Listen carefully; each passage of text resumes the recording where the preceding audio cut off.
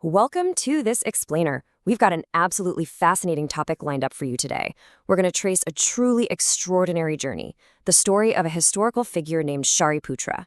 We're talking about an incredibly arrogant, absolute child prodigy who completely transformed his life to become the Buddha's foremost disciple in wisdom.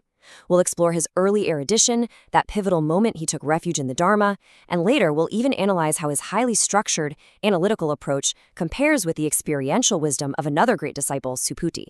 It's really a journey from earthly, secular knowledge to divine wisdom, and honestly, it asks us to reconsider what true intelligence really is. Okay, let's dive right into this. There is a mind-blowing quote drawn straight from the ancient texts of the Mahaprajnaparamita Shastra. In it, the Buddha himself states that if you take the combined wisdom and knowledge of literally all living beings in the entire universe, every single one, with the sole exception of the Buddha himself, it wouldn't even equal 1/16 of Shariputra's wisdom. 1/16. I mean, that is just a staggering, almost incomprehensible statement to make about a single person's intellect. So how on earth did he reach this pinnacle? Let's go back to where the whole shebang started. Act 1. The Young Boy Genius. Picture this. We're in the ancient kingdom of Magadha, and an epic battle of the mind is about to go down. But our hero, he's just a kid. By the age of 8, Shariputra's rise was, well, meteoric. He'd already mastered 18 massive, incredibly complex classic scriptures. Now, during the grand spring festival of the Dragon Kings, which was this huge, highly anticipated annual gathering, there were 4 high seats set up. These were strictly reserved for the absolute top tier of society: the king, the prince, the chief minister, and the chief debater. Well, little 8-year-old Shariputra looks around, decides there's no way anyone there is smarter than him, and just confidently climbs right up onto the debater's seat. You can imagine. The elders were totally insulted. They sent their brightest young disciples up to question him, figuring he was just some foolish kid acting out. But his answers? They were so brilliant, his logic so absolutely flawless, that he completely defeated everyone, from the wisest elders all the way up to the king himself. The king was so thrilled by this kid's genius that he immediately granted Shariputra his own village, parading an elephant through 16 nations, ringing bells to announce his victory. But, as grand as all this was, this earthly success was completely an illusion. Because despite having fame, immense wealth, and this totally unmatched intellect, Shariputra hit a massive wall. He and his best friend Maudgalyana, who was another brilliant aristocrat, spent their time studying under a famous master named Sanjaya. They absorbed literally everything secular philosophy and debate had to offer. And yet, they both just felt this immense, aching spiritual void.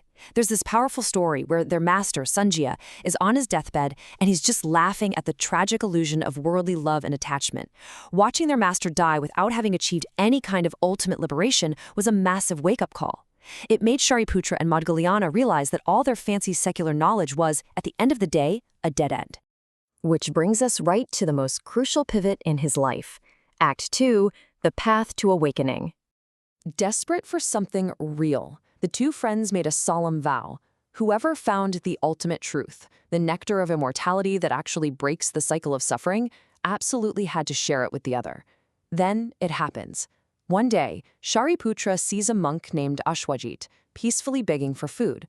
The monk's vibe is just so extraordinarily serene, completely free of that nervous anxiety that plagued the debate halls, that Shariputra is instantly drawn to him.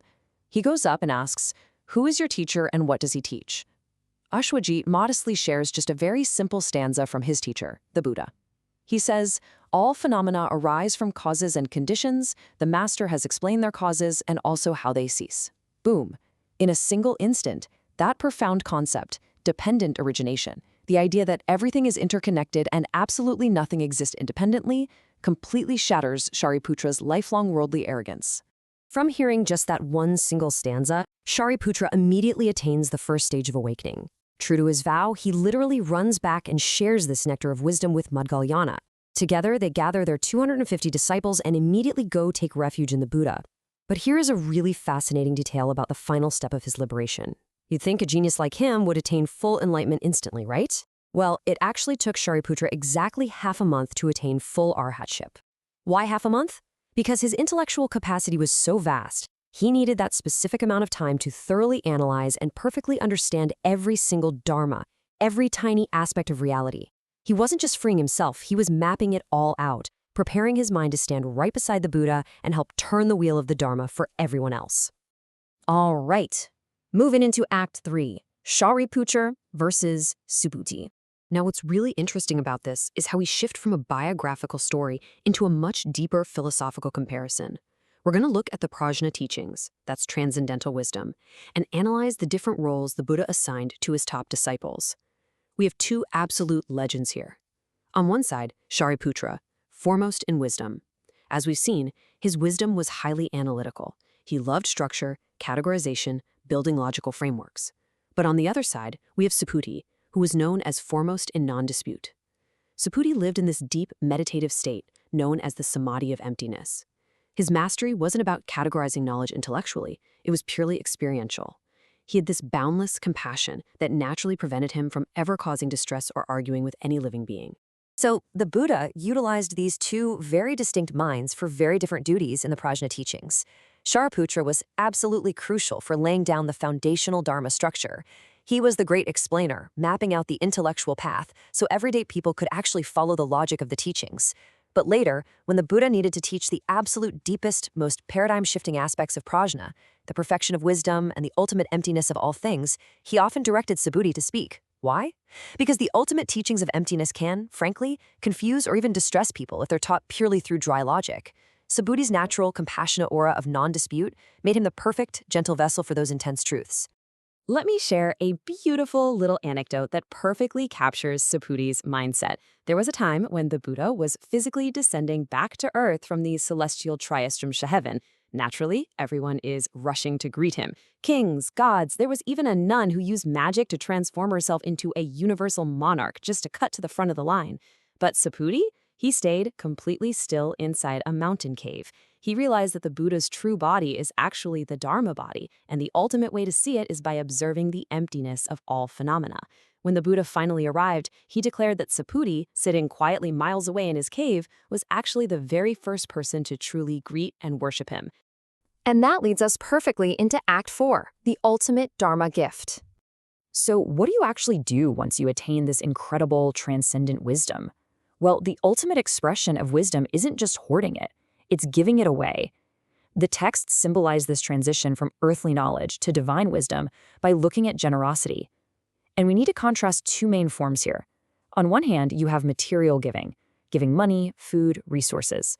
Now, the texts acknowledge this is wonderful and super necessary, but it's limited to the realm of desire. It brings temporary worldly comfort, sure, but it's finite. On the other hand, we have dharma giving, the sharing of true wisdom. This type of giving totally transcends the three realms. While material wealth might put a roof over your head, it literally cannot break the cycle of suffering. Only the gift of the Dharma can lead someone to ultimate liberation. And this brilliantly illustrates how sharing true wisdom is basically a self-replenishing fire. It is completely inexhaustible. Think of it like adding wood to a flame. When you share wisdom with someone else, you don't deplete your own supply, right? The light just grows brighter and reaches further. There's even a fun story in the ancient texts about a young monk in King Ashoka's court.